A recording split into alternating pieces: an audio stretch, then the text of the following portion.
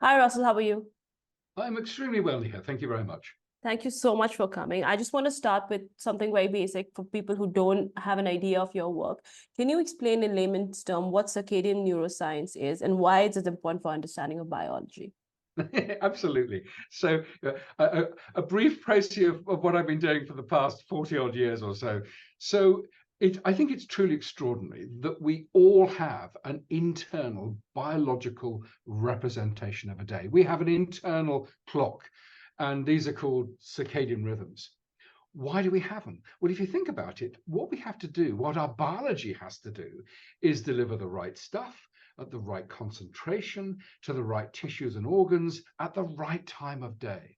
And it's the circadian system that provides this extraordinary adaptive response to the varying demands of the light dark cycle and the revolution of the Earth every 24 hours upon its axis. So it essentially fine tunes our physiology and behavior to these varied yet predictable demands of activity and rest, sleep, wake, and all of the other things that we have to do. So for example, in anticipation of waking up in the morning, our core body temperature is rising, our metabolism is rising, our mobilization of glucose, the release of cortisol, for example, is all happening actually before we wake up, so that when we wake up, we're physiologically adapted to be active.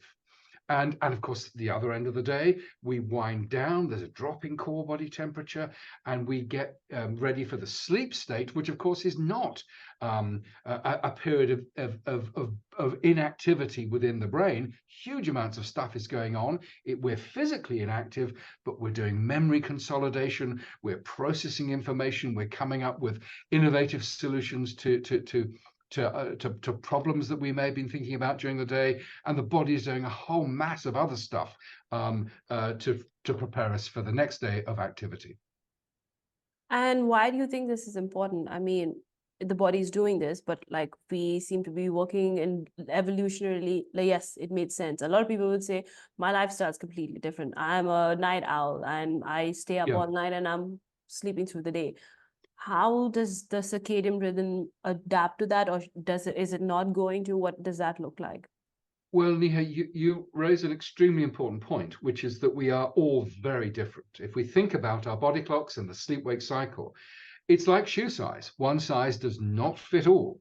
And there are morning types and there are evening types, and that's called the chronotype. And if we just think about chronotype a little bit, so there are three things contribute to whether you're a morning person or an evening person. The first is one's genetics. We actually have identified key changes in some of the clock genes which predispose you to be a morning or an evening type. So by their contribution to our genes, our parents are still telling us what time to get up and what time to go to bed. The second is our age. And so from about the age of 10, there's a tendency to want to go to bed later and later and later. And that peaks in women at about 19 and a half, in men about 21. And from that late teens, early 20s, then there's a very slow move to want to go to bed earlier and earlier. So the point is, by the time we're in our late 50s, early 60s, we're wanting to go to bed about 2 hours earlier than we did in our late teens, early 20s. So there's a biological difference, and that sharp rise from 10 to the teens to the early 20s, and then the slow change into older age is almost certainly due to the changing hormones associated with puberty and reproduction. So estrogen, progesterone in women, testosterone in men. And those hormones follow very nicely that time course. So we've got genetics, we've got hormonal changes. The third factor is something we have some influence over, and that's when we see light. Light, of course, is incredibly important for setting the internal day to the external world. So the internal clock is set to the external world, and it's the light-dark cycle that does that. The classic mismatch between the internal day and the external world is jet lag. And we get over jet lag primarily by exposure to light in the new time zone. But the thing is, morning light advances the clock, makes you get up earlier and go to bed earlier, whereas dusk light delays the clock, you go to bed later and get up later. So when we're all agricultural workers, we were seeing a symmetrical dawn-dusk cycle. So we sort of stayed about on cue. But we did a study on university students around the world a few years ago, showing that the later the chronotype, the more owl-like you were, the less morning light you got, and the more dusk-like you got. So you're getting that delaying light, but you're missing out on the advancing light. So when you see light, your genetics and how old you are will all influence your morning versus evening chronotype. So that's a really important issue. And as I say, we do have some control over it. And so if you're a late type, but you need to get up early for work, then you set the alarm clock, you go outside if it's light, or you sit in front of a light box, you get that morning dose of light, and it will make it easier to get up the next day. But you have to keep on dosing yourself with that morning light. And does the body adapt over time? To, like, if I'm conditioning myself, like imagine I'm a shift worker and I need to be up all night. There is no option that I have. No, and we should talk about what we can do there. Basically, you can't adapt to the night shift. And studies have been done on night shift workers showing that 97% of long-term night shift workers never adapt to the demands of working at night. And I remember having a chat to the head of the Confederation of British Industry many years ago now, and they said, oh, well, we can cure some of the problems of British industry by running it on a 24/7 basis. No need to build more offices. We'll just use them around the clock. There won't be the rush hour that we had. And he was a well-meaning, bright man, but had no idea of the biological consequences. So the key thing is we do adapt when we fly across multiple time zones. Why don't we adapt to the demands of working at night? And it goes back to light again. So we're under relatively dim light in the workplace at night, but then we experience bright natural light during the day. And the clock will always defer to the brighter light as being daytime. And so you don't shift. Now, studies have been done which have taken night shift workers, increased the amount of light in the workplace to 2000 lux, and lux is a measure of brightness, and you can buy a simple lux meter online. You might want to try it because it's really quite fascinating to explore how much light we are exposed to or not. So they increased the amount of light in the workplace and then hid these people from natural light during the day. And just like getting over jet lag, they adapted to working at night. But for most practical purposes, that isn't really an option. There's one group that was studied by Josephine Arendt, who was a pioneer in the field and very sadly died last year. And she did some studies on some workers on the oil rigs in the North Sea. And she showed that they did adapt to the demands of night shift work. And that's because during the day, they were sleeping in windowless metal boxes, whilst during the night, they were out under the great big arc lights on the rig. And of course, then they go on to shore leave and they complain bitterly because they were then adapted to the night shift and they weren't able to interact optimally with their family and their friends. So yeah, for all practical purposes, you can't adapt. But I think it raises a very important point, Neha, which is that the 24/7 society is not going to go away. It would be utterly naive to say you shouldn't do night shift work. Our hospitals, our police, our fire crews, everything depends upon a 24/7 society. But I do feel we're missing a trick because there is lots we could do now to mitigate some of the problems of night shift work. So, for example, if after the night shift, I don't know if you've experienced this, you're driving home, you feel tired, and those studies have been done on junior doctors in the UK and shown that 57% had either had a crash or a near miss driving home after the night shift. So of course, many cars now are being built with these detectors which detect if your head is nodding or if the car is moving laterally. But for those who don't have those detectors in the car, you can put an app on the phone and that can be used. Very simple sorts of things like that. Knowing that Night shift workers have poor physical health, high rates of diabetes 2, obesity, depression, coronary heart disease. Those vulnerable individuals need to have higher frequency health checks to detect these issues before they become chronic. Classic one would be diabetes 2. What's your glucose level like now? And do you need to take some corrective measures? Again, what type of, the illnesses of obesity, type 2 diabetes, metabolic abnormalities, what type of food is available for our night shift workers? Well, it's fast food, high fat, high sugar, vending machines full of chocolate bars. We could easily develop high protein snacks, which are easy to digest, to help people, through the night. The divorce rate for night shift workers in some sectors is 6 times higher than day shift workers. We need to provide education.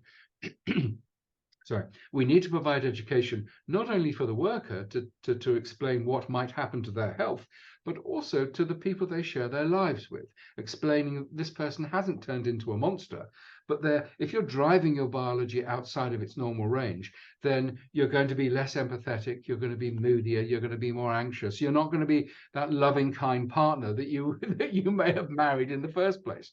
And so I think so those sorts of things.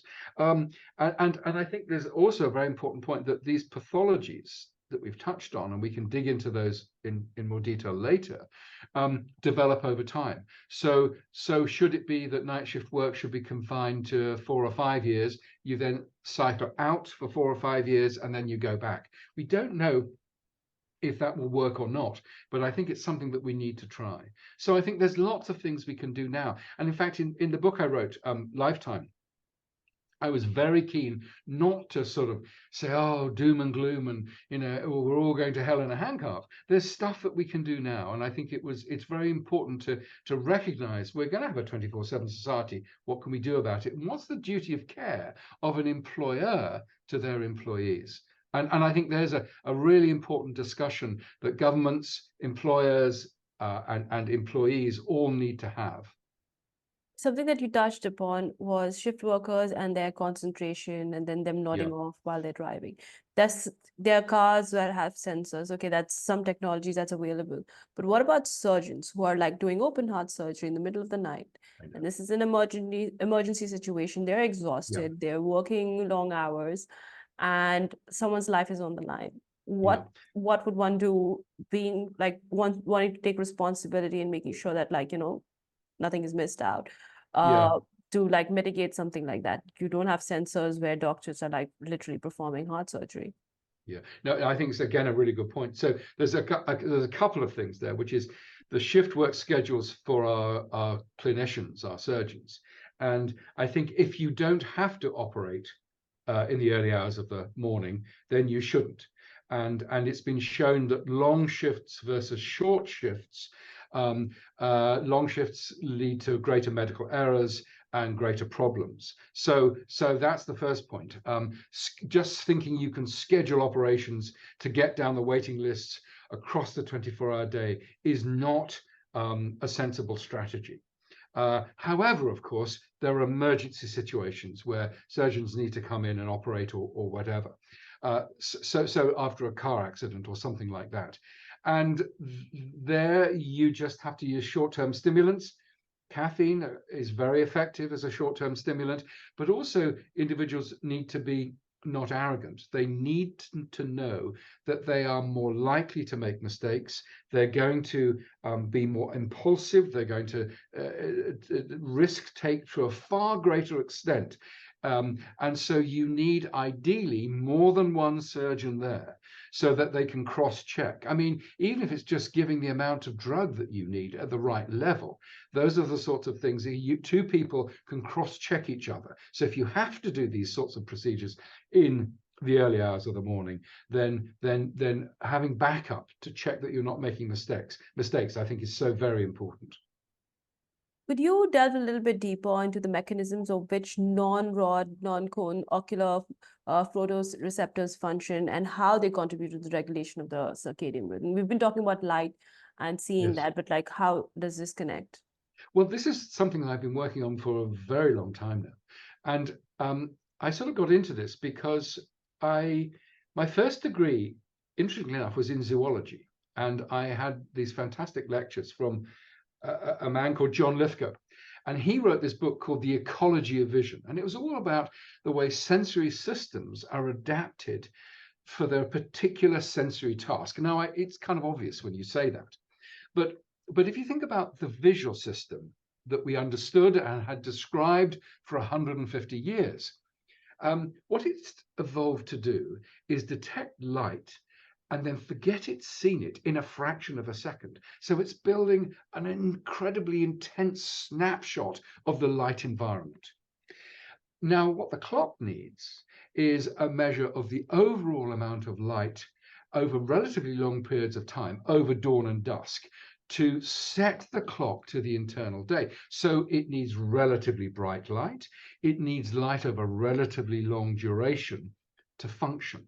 And what I couldn't understand way back now, frighteningly a long time ago, is how can the visual system, the classical visual system, which is taking a snapshot of the light environment, also act as a brightness detector over long periods of time? Now, this led to us to use mice with hereditary retinal disorders, mice in which the rods and cones, the visual cells, had broken down as a result of genetic disease, and they were being studied to understand human eye disease. And we brought some of those mouse models into the lab, and they were visually blind. They had their eyes, but they were visually blind. They'd lost most of their rods and cones, and yet their ability to regulate their clock to the light-dark cycle was entirely unaffected. It wasn't that they had some residual capacity. They did it with the same sensitivities as normal mice. And that led us to think, well, maybe there's another light sensor within the eye. And anyway, I was at a big meeting in the States, and I said, so these data are consistent with the fact that there may be a third non-rod, non-cone photoreceptor within the eye. And I remember one chap stood up, shouted bullshit, and then walked out. There was huge and intense opposition to this idea, and it was based upon, I think it's, the scientific establishment is fantastic in lots of ways, but it doesn't react to change very effectively, or indeed new ideas. And they, one argument I remember saying, somebody saying to me, look, we've studied the eye for 150 years. Are you seriously telling us, young Foster, that we've missed an entire class of light sensor? I sort of was young and arrogant enough to say yes. But the problem with those early experiments is that not all of the rods and the cones had been eliminated. And the argument remained, well, maybe you just need a few rods and cones left to regulate your clock normally by light. So what we then did was genetically engineer a mouse. In fact, we made several models where all of the rods and all of the cones had been completely knocked out. And under those circumstances, the mice showed perfectly normal circadian responses to light. It was one of those fantastic moments in a career. There had to be another receptor, because if you covered the eyes, this ability to respond to light had gone. And that led to the discovery that there's this third light sensor within the eye, and it's based upon the ganglion cells. So the ganglion cells in the retina are those sort of the last layer of the retina, and they send all their projections, their axons, into the brain, and that's the optic nerve. And about 1 out of every 100 of those ganglion cells is directly light sensitive, using a novel light sensitive molecule, a novel photopigment. And so the eye, it was one of those fantastic sort of revelations. The eye is an organ of sight, but it's also the organ of time, because its ability to regulate the internal clock. And so the eye has this wonderful dual function. And that's led, of course, to a reappraisal of what blindness actually means within the clinic, within departments of ophthalmology. If you've lost your visual cells, there's been a tendency to say, well, your eye is no use to you, you're blind, it could be a source of infection, and it may just be simpler to take it out and put a prosthetic in. And what you might do unwittingly is then remove an eye which is providing you a sense of time. detecting the light-dark Mm. cycle. So it's changed the way we think about blindness in the clinic as well. So yeah, it's been and now, of course, what we're doing is working on the signaling pathways whereby those photosensitive retinal ganglion cells are actually interacting with the molecular clockwork, with the master clock, the circadian clock within the brain. And what would be the adaptation, like, scientifically as a clinician as well, for someone who suffers from insomnia or has issues with their circadian clock? If there is like, because I know now we understand it, but how do we modulate it in such a way that we can use it for our advantage? Yeah, there's a couple of important areas there. One is that many clinical conditions are associated with sleep-wake disruption. So, for example, in depression and indeed in conditions like bipolar and schizophrenia, there's quite a lot of circadian disruption. And so regular exposure to the light-dark cycle can help consolidate those sleep-wake cycles. And it was really interesting. We did some work on individuals with the diagnosis of schizophrenia a few years ago now, and you saw just incredibly disrupted, I mean, really disrupted rhythms, whereby these individuals were sleeping during the day when they weren't getting light, but awake at night. And it was utterly disrupted. And what we're now working with psychiatry and trying to develop protocols where regular light exposure can be used to consolidate the sleep-wake profile. Now, why is that important? Well, of course, it's important for the social interaction of these individuals. But what we've also shown is that even partial consolidation of the sleep-wake cycle can lead to a reduction in the severity of psychiatric symptoms. So, for example, we studied, and this was Dan Freeman who led this study in psychiatry, individuals showing sleep-wake disruption. So they had classical insomnia, but they also had paranoia and hallucinatory experiences. And after a period of sleep-wake stabilization, regular exposure to the light-dark cycle, those individuals reduced their levels of paranoia and hallucinatory experiences, showing that we can think of the circadian and sleep-wake systems as a therapeutic target in mental health. That's one area, for example. So I'm not like a evil scientist or whatever, but wouldn't it be also something that, like, if again going back to the shift workers or someone with a disrupted sleep cycle could develop symptoms like depression, schizophrenia, bipolar disorder because of it, Well, and it takes absolutely. years to manifest, obviously, because these are serious conditions, and most people wouldn't even recognize it until the final signs are clear. Well, I think this is a really important point, and we know that sleep-wake disruption is associated in lots of studies now with increased psychiatric symptoms and depression. Interestingly, a change in the pattern of sleep often precedes recurrent bouts of depression.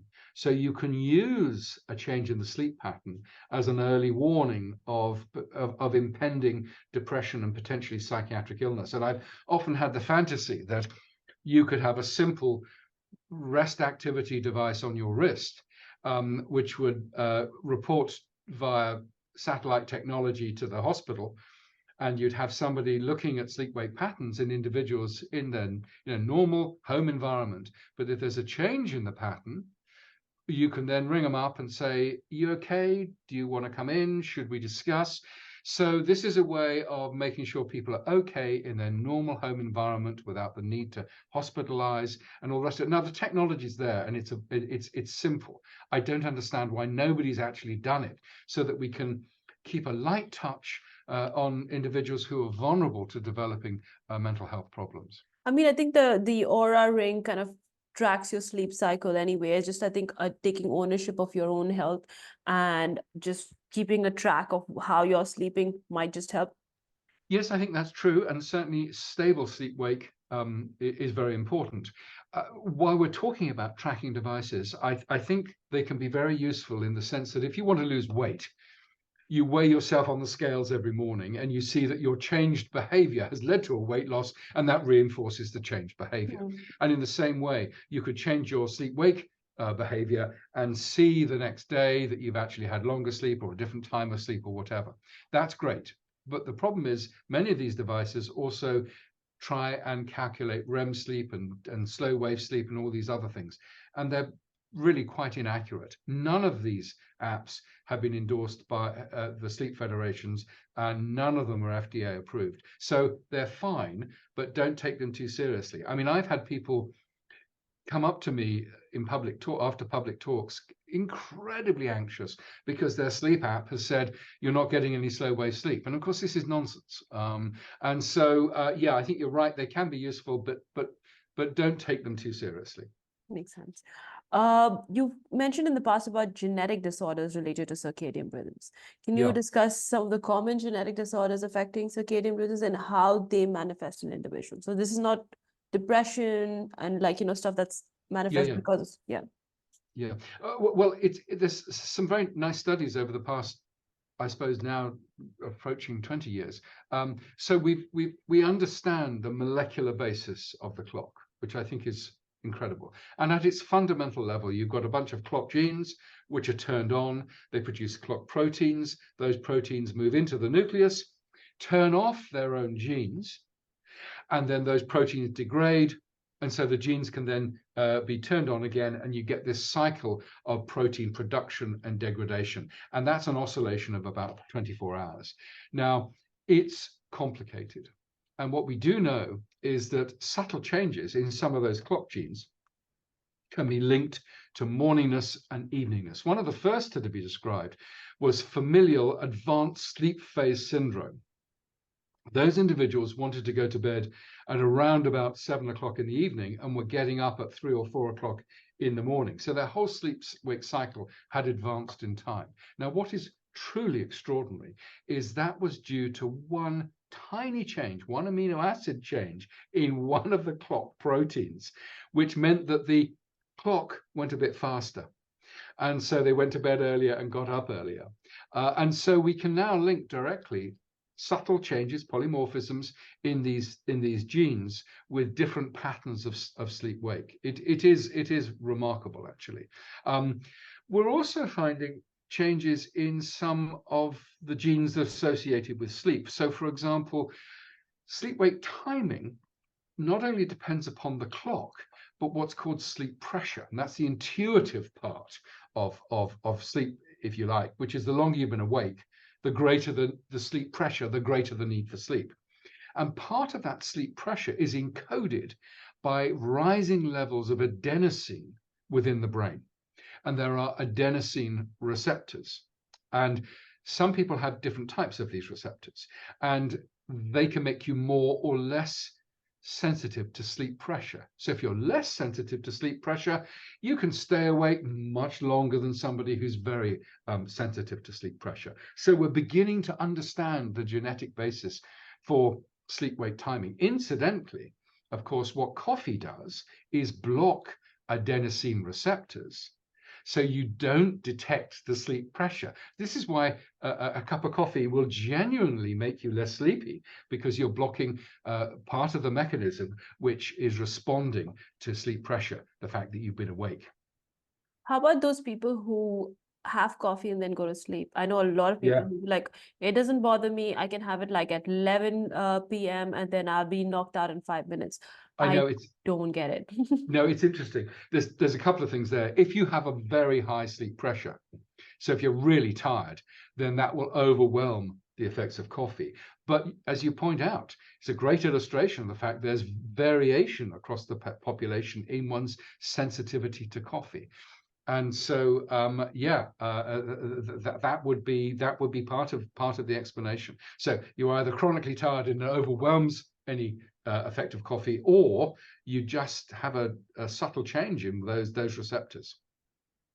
And what does the future look like? What are the most pressing, unanswered questions in circadian neuroscience? And what direction do you see the field moving forward? Can you talk about work that you're working on specifically right now that's super exciting for anyone who's interested and who wants to keep up with what's happening? Yeah, I mean, I guess there's a lot of stuff going on at the moment. One thing that I think is interesting is that the master clock within the brain is called the suprachiasmatic nuclei. It's a paired structure. In humans, it's about 50,000 cells. It's incredibly complicated. There are lots of cells doing different sorts of things, and we don't understand how that relatively small cluster of cells is responding to light specifically, how, for example, how the sleep systems and the clock systems talk to each other. So, for example, if you're sleep deprived, then actually the clock is less sensitive to light.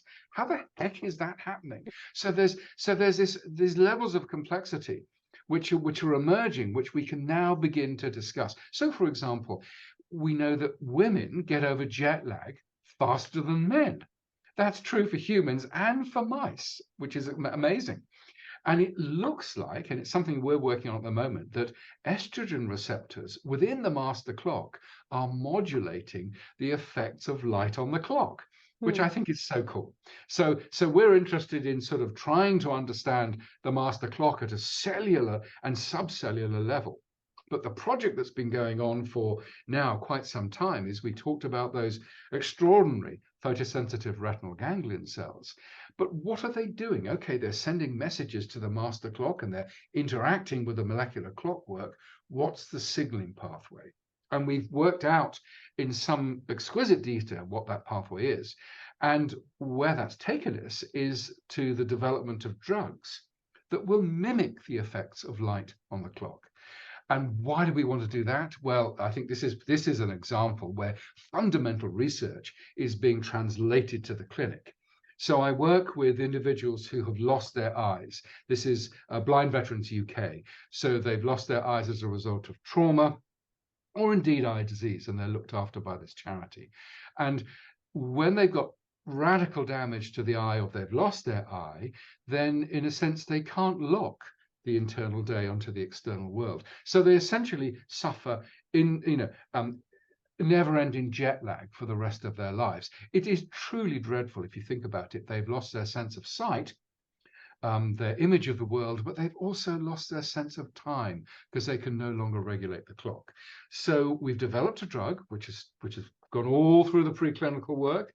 It's been designated as an orphan drug, so that's fantastic. We've done our first in human trials showing it's safe. And now we're ready to take this drug to the clinic. So we're currently looking for funding to get our first clinical trial off the ground. And I think that's amazing. If I can finish my career by giving back a sense of time to the time blind, I will be over the moon. But I think these drugs also will have huge application. We talked about the sleep-wake disruption you get in severe mental illness. And I can see that what you might do is use this drug to stabilize the sleep-wake and then move people on to a regular light-dark cycle. So you could act to stabilize it.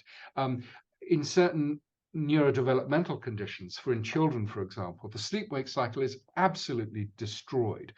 And it not only affects the educational performance and opportunities of those children, but also it impacts hugely on the entire family, who are often, sleep disrupted because the child is sleep disrupted. So I could see us using those drugs to stabilize sleep-wake in that particular group.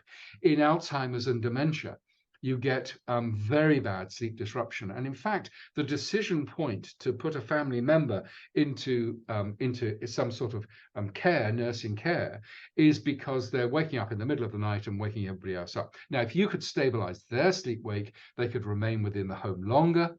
That's less of an emotional impact upon the family and the individual, and of course, pragmatically, less of a financial impact upon the family or indeed the state. So, I mean, we're immensely excited by this new class of drugs. We've got another drug which is not as far advanced, but what it does is increase the amplitude of the circadian clock. Now, one of the things, as you age, this amplitude decreases. So, you're not producing that beautiful timed release of hormones in the same way that you were. So, for example, the hormones underpinning urine production, which, high urine production during the day, low at night. That has become a bit flattened. And so one of the great complaints of many people in old age is, I have to get up in the middle of the night and pee. And so if we could increase the amplitude of the clock, we could then naturally restore some of those circadian rhythms that are underpinning the different demands of rest and activity. So yeah, it's an exciting time. And as I say, I think it's, I went into this area because I wanted to understand the fundamental mechanisms whereby sleep, circadian rhythms are generated, and particularly how they're regulated. And now we got to the stage where we can translate this fundamental information to the clinic. And has there been any work or research done with, especially with moms? I have two friends who've just had kids, like small babies, Yeah. and they is like, since I've had the kid, I have not slept. It's been difficult. No, Every 3, and 4 hours, they're up, they're yeah. breastfeeding, or the kid is crying. That I think yes. that's a very important point, Nia, and it raises a sort of a social issue, and so many young mothers feel that they can't cope. They're not being a good mother because they're chronically tired, and it's really important to emphasize that family life has changed fundamentally in recent years. We've gone from the extended family. I mean, I'm not that old, but my grandparents were very much involved, when I was being brought up, and they were around. From to a nuclear family with increased wealth, a couple will live on their own in their own house. And so childcare has gone from the extended family, the grandmothers, the aunts, the sisters, to just the couple, and usually just the mother. And we've never evolved. If you look across the primates, childcare is distributed across different individuals. And so my advice is, before a young child comes into the family, you need to have a support network. First of all, you need to understand that you can't cope. You do need to reach out for help, and you shouldn't be ashamed of that. And second is, you need to have an extended network and say, call them up and say, look, I need a couple of hours of sleep. Can you pop over and just help me, look after the baby for a couple of hours? And I think that extended network is so important, and we need to emphasize to young mums that they're not failing.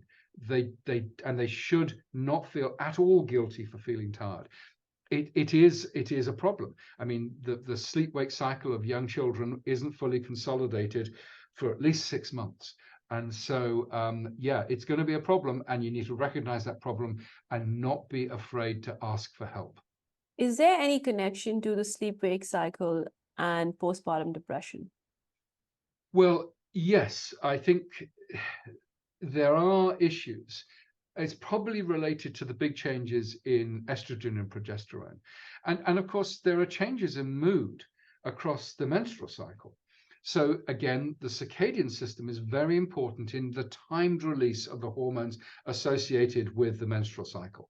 And of course, this is why female aircrew, often have disrupted menstrual cycles and have a higher risk of miscarriage because of the circadian disruption underpinning the hormonal cycles of reproduction.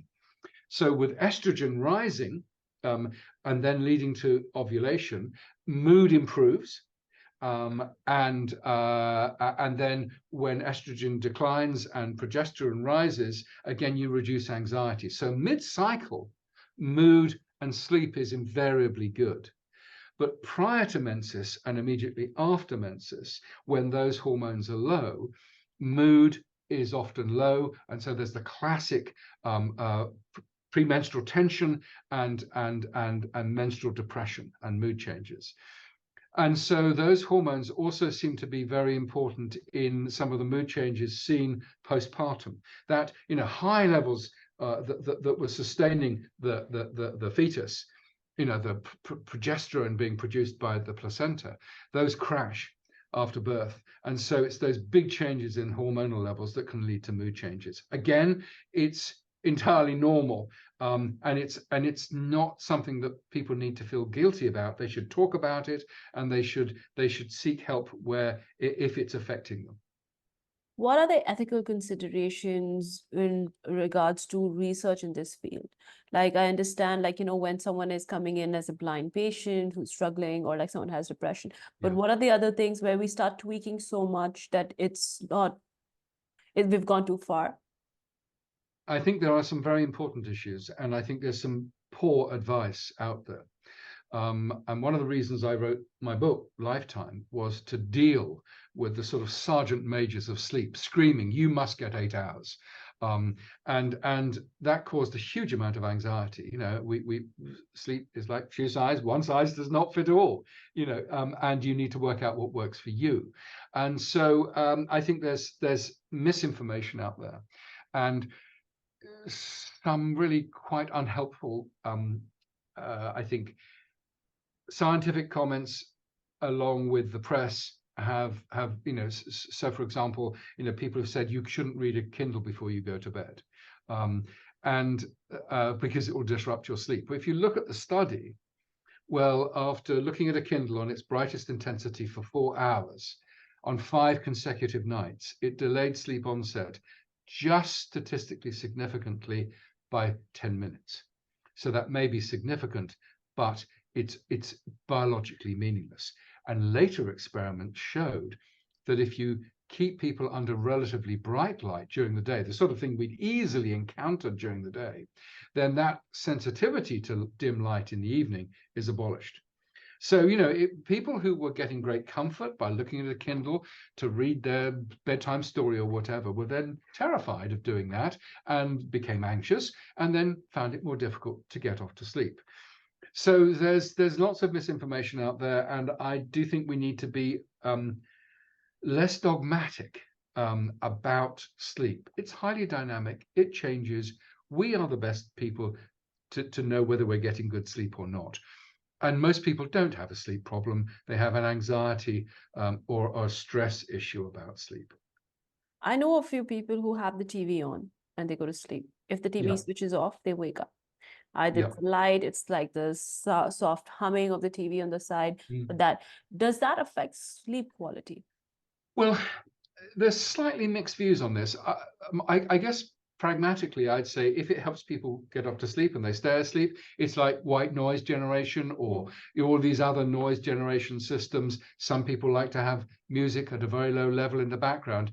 That's fine.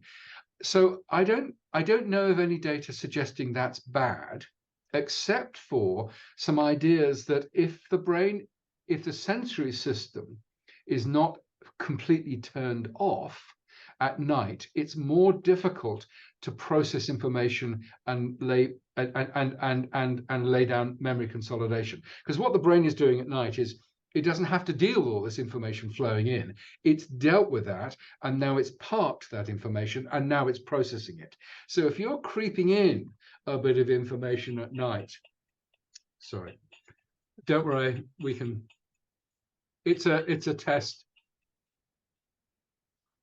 So if you're creeping in that bit of information at night, there's an idea that it might make memory consolidation and information processing a little bit less effective. Now, I don't know good data supporting that.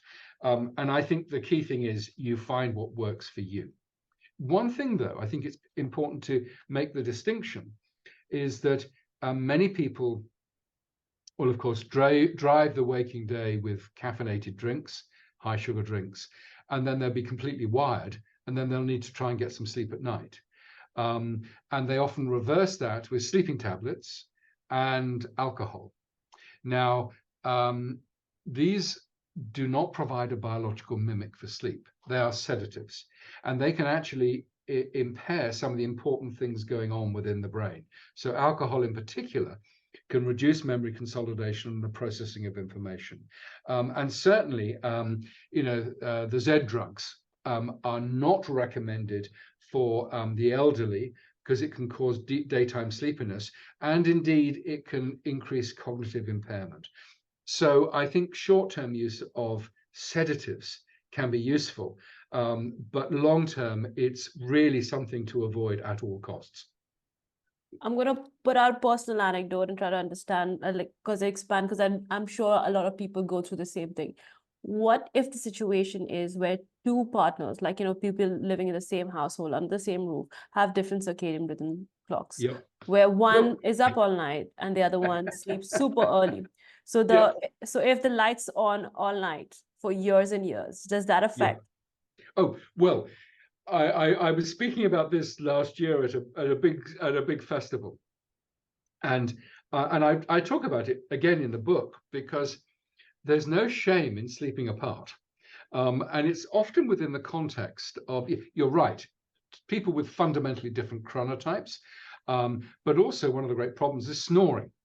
One partner may snore, and as long as it's not obstructive sleep apnea, and you need to check on that, I think it's perfectly fine for you to sleep in separate rooms if you have if it's available. It's not a reflection of a failure of a relationship.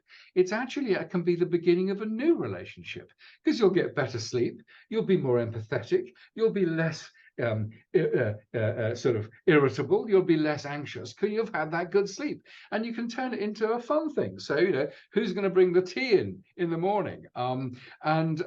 So I don't think, if you have the ability to sleep in separate rooms, you shouldn't worry about it. But I know many elderly couples, when you say this, oh no, I've slept with him for 40 years or 50 years or whatever, we can't separate now. Well, it's no stigma, it's no reflection upon the quality of a relationship. It's a pragmatic solution. Of course, for hundreds of years, rich people, aristocrats, all over the world sleep separately.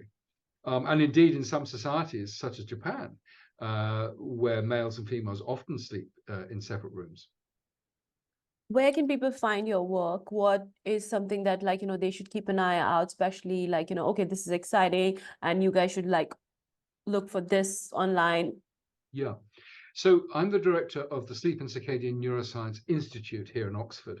And you can just do a search for that, SCNI Oxford or Russell Foster Oxford, and you'll find those websites.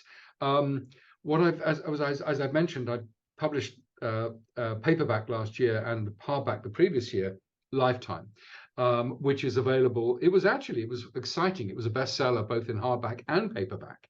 And the key thing about the book for me is that it presents the science in an accessible way so that individuals can make informed decisions. It doesn't say you must do this and you must do that. It's, okay, this is the sort of science, you make your own choice.